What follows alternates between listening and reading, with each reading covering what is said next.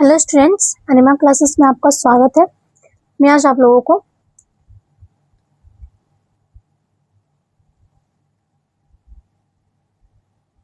Part 3 का, ठीक है, नाथसीवाद और हिटलर का उदय, ठीक है, ये पार्ट 3 का है, नाथसीवाद और हिटलर का उदय।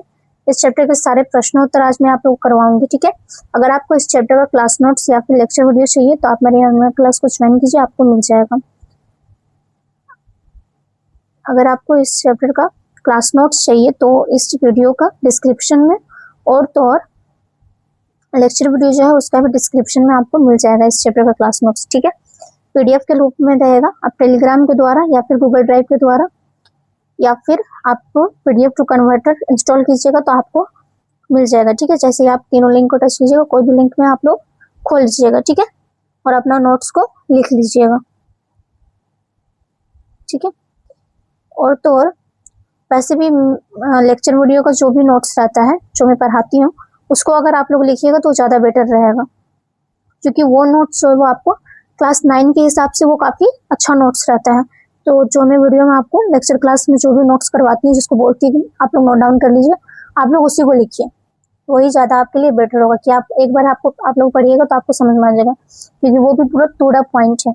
और तो और जब तक आप लोग इस चैनल को सब्सक्राइब नहीं कीजिएगा तब तक आपको कुछ भी नहीं मिलने वाला है, इसलिए इस चैनल को जल्दी से जल्दी सब्सक्राइब कर लीजिए, तभी आपको हर एक वीडियो आसानी से मिल पाएगा। और बेल आइकन को प्रेस कीजिएगा, तभी आपको जो भी मैं वीडियो डालूंगी वो आप तक पहुंचेगा, क्योंकि अभी आप लोग 9 में हैं तो 10 का भी तो आप लोगों को चाहिए होगा, फिर 11 फिर 12, तो हर एक वीडियो आपको आसानी से अवेलेबल हो जाएगा, ठीक है। और तो और आपको इस चैप्टर का हर एक चीज अवेलेबल मिल जाएगा, क्वेश्चन आंसर लेक्चर वीडियो के साथ साथ पीवाईक्यूज, एमसीक्यू, क्वेश्चन बैंक का भी क्वेश्चन आंसर नहीं, मतलब सारा कुछ आपका एमसीक्यू में रहेगा, ठीक है। तो सब सारा कुछ आप लोग देख लीजिएगा, क्योंकि आप लोगों का 9 का जो एग्जाम रहता है वो एमसीक्यू में ही होता है, इसलिए मैं सारा कुछ एमसीक्यू में ही बताई हूँ। क्लास 10 का जो आपका रहेगा वो पूरा डिटेल में रहेगा, ठीक है। तो चलिए वीडियो को स्टार्ट करती हूँ। इस चैप्टर का सारा आपका जो क्वेश्चन आंसर है वो मैं आप लोगों को कॉपी में करेंगे, ठीक है। कॉपी में बताती हूँ, सारा कुछ लिखा हुआ है। पहला प्रश्न है, वाइमर गणराज्य के सामने क्या क्या समस्याएं थी? तो उत्तर आपका हो जाएगा वाइमर गणराज्य के सामने समस्याएं। वाइमर गणराज्य का जन्म प्रथम विश्व युद्ध में पराजित जर्मन साम्राज्य के पतन पर हुआ। वाइमर गणराज्य द्वारा कई समस्याओं का सामना किया गया। पहला, प्रथम विश्व युद्ध के बाद वाइमर गणराज्य तथा राष्ट्रों के बीच हुई वर्साई की शांति संधि जर्मन जनता के लिए बहुत कठोर तथा अपमानजनक थी। वर्साई में हुए अपमानजनक के लिए जर्मन जनता ने वाइमर गणराज्य को ही दोषित ठहराया। दूसरा, कि वर्साई की अपमानजनक संधि से मित्र राष्ट्रों को युद्ध की क्षतिपूर्ति के रूप में भारी धनराशि देनी पड़ी। तीसरा, कि जर्मनी ने पहला विश्व युद्ध मोटे तौर पर कर्ज लेकर लड़ा था और विश्व युद्ध के बाद तो उसे स्वर्ण मुद्रा में हर्जाना हो गए हैं, ठीक है, हर्जाना भी भरना पड़ा। इस दोहरे बोझ से जर्मनी के स्वर्ण भंडार लगभग समाप्त होने की स्थिति में पहुंच गए थे। जर्मनी के लिए कागजी मुद्रा छापना आरंभ कर दिया। कागजी मुद्रा के अत्यधिक प्रसार के कारण जर्मन मार्क का मूल्य बहुत कम हो गया, इसलिए जर्मनी मुद्रा स्फीति तथा आर्थिक मंदी के कुचक्र में फंस गया। चौथा कारण क्या था कि 1929 की आर्थिक मंदी के कारण अमेरिका ने अपनी मदद वापस ले ली, जबकि जर्मनी की अर्थव्यवस्था अमेरिका पर आश्रित थी। फलतः जर्मनी का औद्योगिक उत्पादन 1929 के मुकाबले 40% रह गया। इससे वहां बेरोजगारी बढ़ गई तथा उद्योग व व्यापार पिछड़ गए। पांचवा क्या था कि मित्र राष्ट्रों ने जर्मनी को कमजोर करने के लिए उसकी सेना को भंग कर दिया था। युद्ध अपराध न्यायाधिकरण के उसे युद्ध के लिए जिम्मेदार ठहराने के साथ साथ मित्र राष्ट्रों को हुए नुकसान के लिए भी उत्तरदायी ठहराया। दूसरा प्रश्न क्या है आप लोगों का कि इस बारे में चर्चा कीजिए कि 1930 तक आते आते जर्मनी में नात्सीवाद को लोकप्रियता क्यों मिलने लगी। तो उत्तर हो जाएगा आपका 1930 तक आते आते जर्मनी में नात्सीवाद को लोकप्रियता मिलने के निम्न कारण थे। पहला कि वर्साई की कठोर संधि। वर्साई की संधि ने जर्मनी पर बहुत अपमानजनक शर्तें थोप दी, जैसे विजेताओं को युद्ध का भारी मुआवजा देना पड़ा, उन्हें जर्मन क्षेत्रों का बहुत बड़ा भाग देना पड़ा था तथा जर्मनी सेना को विघटित करना पड़ा। वर्साई की संधि पर हस्ताक्षर करने के कारण लोगों ने वाइमर गणराज्य को राष्ट्र पर कलंक तथा जर्मनी के लोगों के साथ छल के रूप में देखा। हिटलर ने वर्साई संधि को निरस्त कराने तथा जर्मनी के गौरव को पुनः प्राप्त करने का आश्वासन दिया, जिससे हजारों व्यक्ति नाराज दल के समर्थक बन गए। दूसरा क्या था कि जर्मनी की खराब आर्थिक दशा तथा विश्व आर्थिक मंदी, बेरोजगारी, मुद्रास्फीति, मूल्य वृद्धि, जर्मनी के व्यापार तथा उद्योगों की तबाही तथा सामान्य विश्व मंदी से जर्मनी में निकृष्टतम अवस्था की आर्थिक आपदा पैदा हुई। हिटलर ने लोगों की दशा के लिए लोकतांत्रिक सरकार को दोषी ठहराया। हिटलर ने लोगों को आर्थिक क्षेत्र में सहायता देने का वादा किया तथा उसने लोगों को विश्वास जीता। तीसरा कि साम्यवाद का खतरा। जर्मनी में साम्यवादियों ने 1917 ईस्वी को रूसी क्रांति के अनुरूप क्रांति करने का प्रयास किया, इसलिए जर्मनी पूंजीवादियों ने हिटलर की नाली पार्टी को पूरा समर्थन दिया, क्योंकि नात्सी पार्टी साम्यवाद का विरोध करती थी। चौथा कि यहूदियों के विरुद्ध जर्मन भावनाएं। नात्सियों ने जर्मन लोगों की भावनाओं को उभार कर उसका फायदा उठाया। जर्मनी में यहूदी प्रभावशाली स्थान रखते थे। नात्सियों ने इस स्थिति का लाभ उठाकर यहूदियों के लिए विरुद्ध विषैला प्रचार किया। उन्होंने यह वादा किया कि सत्ता में आने पर वे यहूदियों को देश की नागरिकता से वंचित कर देश तथा देश के बाहर खदेड़ देंगे। पांचवा कि हिटलर का आवश्यक कार्यक्रम। हिटलर ने जर्मन जनता के सामने ऐसा कार्यक्रम प्रस्तुत किया जो जर्मनी के सभी वर्ग के लोगों के लिए रुचिकर था। हिटलर ने वर्साई की अपमानजनक संधि का विरोध किया। उसने गणतंत्रीय व्यवस्था की आलोचना की और एक सुदृढ़ सरकार की स्थापना पर बल दिया। उसने बेरोजगारों को रोजगार तथा नौजवानों को सुरक्षित भविष्य देने का वादा किया। उसने देश को विदेशी प्रभाव से मुक्त कराने तथा तमाम विदेशी साजिशों का मुंहतोड़ जवाब देने का आश्वासन भी दिया। इस प्रकार हिटलर के विचार जर्मन जाति की परंपरा तथा आकांक्षाओं के अनुकूल थे, अतः हिटलर को लाखों जर्मन लोगों का समर्थन प्राप्त हुआ। तीसरा क्या था आपका प्रश्न कि नात्सी सोच के खास पहलू कौन से थे। तो उत्तर आपका हो जाएगा नात्सी सोच के खास पहलू अथवा विशेषताएं निम्न प्रकार थी। पहला कि नात्सी विचारधारा हिटलर के विश्व दृष्टिकोण का पर्यायवाची थी। दूसरा कि नात्सीवाद का अर्थ आध्यात्मिक, बौद्धिक, सामाजिक और राजनीतिक अराजकता है।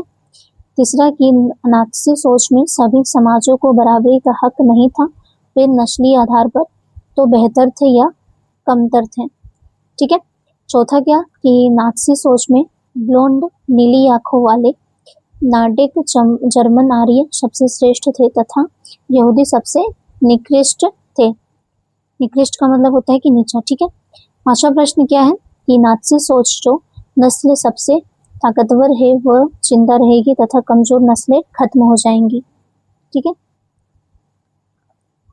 पांचवा क्या था कि नात्सी अपने लोगों को बसाने के लिए ज्यादा से ज्यादा इलाकों पर कब्जा करना जरूरी मानते थे, अर्थात वे साम्राज्यवाद के पक्षधर थे। अतः नात्सीवाद अपने साम्राज्य में वृद्धि करना चाहता था। 7वां कि नात्सीवाद एक व्यक्ति तथा एक दल की तानाशाही में विश्वास करता था। 8वां लास्ट कारण क्या था कि नात्सीवाद उदारवाद, समाजवाद एवं साम्यवाद का विरोधी था। चौथा प्रश्न आप लोगों को क्या है कि नात्सीवाद का प्रोपेगेंडा यहूदियों के खिलाफ नफरत पैदा करने में इतना असरदार कैसे रहा? तो उत्तर हो जाएगा नात्सीवादियों का प्रोपेगेंडा यहूदियों के खिलाफ नफरत पैदा करने में निम्न प्रकार से असरदार रहा। पहला कि यहूदियों के विरुद्ध जर्मन भावनाएं। जर्मनी के आर्थिक, राजनीतिक और सामाजिक जीवन पर यहूदियों का बहुत प्रभाव था। व्यापार का बहुत बड़ा भाग उनके हाथों में था, अतः जर्मनी में पहले से ही यहूदी विरोधी भावनाएं पर्याप्त मात्रा में विद्यमान थी। नाजी दल ने इस स्थिति का लाभ उठाकर यहूदियों के विरुद्ध विषैला प्रचार किया और यह वादा किया कि सत्ता में आने पर वे उनका समस्त प्रभाव ही नष्ट नहीं कर देंगे। ठीक है। दूसरा था कि मीडिया का सोच समझकर इस्तेमाल। नात्सियों ने यहूदियों के खिलाफ नफरत फैलाने के लिए मीडिया का बहुत सोच समझकर इस्तेमाल किया। नात्सी विचारों को फैलाने के लिए तस्वीरें, फिल्मों, रेडियो, पोस्टरों, आकर्षक नारों और इश्तहारी पर्चों का खूब सहारा लिया जाता था। पोस्टरों में यहूदियों की रटी रटाई छवियां दिखाई जाती थी, उनका मजाक उड़ाया जाता था, उन्हें अपमानित किया जाता था, उन्हें शैतान के रूप में पेश किया जाता था। तीसरा क्या है आप लोगों का कि तीसरा होगा इसमें कि स्कूली स्तर पर प्रचार। नात्सी लोगों ने यहूदियों के विरुद्ध अपना प्रचार स्कूली स्तर पर आरंभ किया। सभी यहूदी अध्यापकों को स्कूल से निकाल दिया गया। नात्सी की नस्ली विचारधारा को तर्कसंगत सिद्ध करने के लिए स्कूल की पाठ्य पुस्तकों को फिर से लिखा गया। चौथा क्या होगा कि सांकेतिक भाषा का प्रयोग। विश्व की प्रतिक्रिया से सरकार को बचाने के लिए सांकेतिक भाषा का प्रयोग किया जाता था, जैसे सामूहिक हत्याओं के लिए विशेष व्यवहार तथा अंतिम समाधान शब्द का प्रयोग किया जाता था। उन्हें मारने के लिए बनाए गए गैस चैम्बरों का संक्रमण मुक्ति क्षेत्र कहते थे। इस प्रकार नात्सी प्रचार कला में निपुण थे। ठीक है, इसलिए यहूदियों के विरुद्ध किया गया उनका प्रचार इतना असरदार रहा। पांचवा प्रश्न क्या है आप लोगों का कि नात्सी समाज में औरतों की क्या भूमिका थी? फ्रांसीसी क्रांति के बारे में जानने के लिए अध्याय 1 देखें। फ्रांसीसी क्रांति और नात्सी शासन में औरतों की भूमिका के बीच क्या फर्क था, एक पैराग्राफ में बताएं। तो उत्तर हो जाएगा आपका कि नात्सी समाज में औरतों की भूमिका। नात्सी समाज में औरतों की भूमिका बहुत सीमित थी। उन्हें आर्य संस्कृति और नस्ल की ध्वजवाहक माना जाता था।